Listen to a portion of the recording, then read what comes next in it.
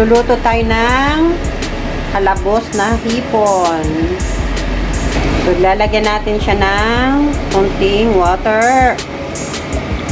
Ayan. Water. 1 kilo tong hipon natin. So, lalagyan natin siya ng iodized salt. Or anything na pampaalat na gusto nyo. So, ayan siya. Lalagyan natin siya ng pepper. Ayan.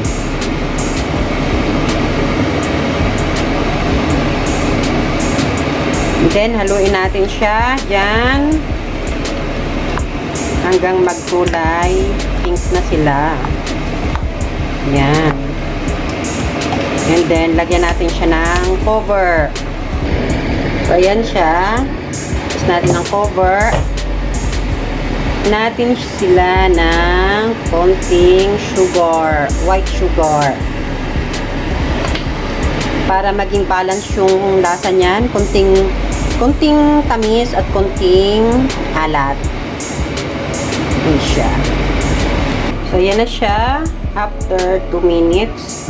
So, kailangan hindi natin ma-overcook ang ating shrimp para hindi siya kumapit sa shell niya.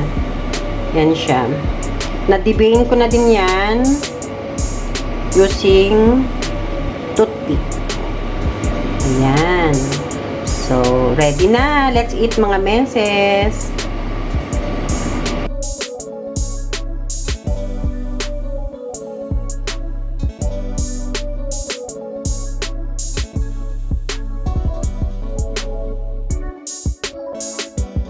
Ito yung hinilapusan natin ng hipon. So, nilagyan natin ng bawang. And then, after ng bawang, lagyan natin ng sibuyas. Magluluto tayo ngayon dito ng gulay na sayote. So, ayan siya.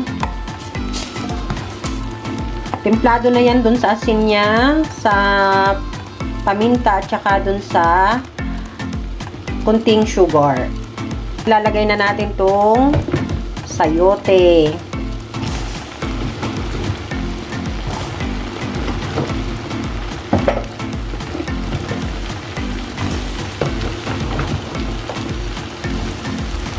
So, yan siya. Haluin lang natin. And then, lagyan natin siya ng cover. So, yan siya after 3 minutes. Mga meses, kusang lalabas yung tubig niya. Diyan sa yung sayote na gulay natin. So, may hilabos na hipon ka na, may gulay na sayote ka pa. So, instead na itapon mo yung sabaw niya, ganun lang ang gawin nyo. Kung kulang siya sa asin or sa alat, dagdagan nyo na lang ng asin. Then, lagyan nyo uli ng konting sugar. So, ayan siya mga meses. So, luto na after 3 minutes. Ito yung hilabos na hipon natin kanina. Lagyan natin dito ng para mayroon man lang na design ng ating sayote. Ayan.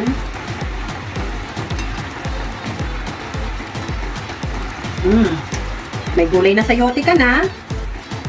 May hipon ka pa. So, ayan siya. Sarap yan mga meses.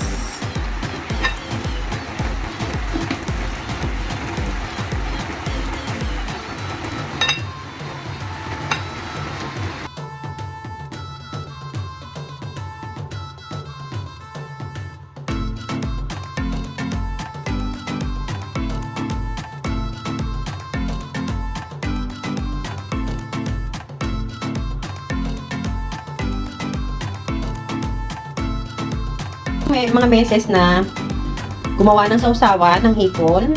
Ayan. Chop na garlic. And then, lemon or kalamansi. Pwede na siya. At saka, patis.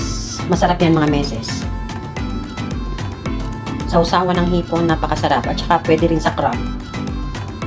So, kung gusto nyo na maanghang, lagyan nyo ng sili.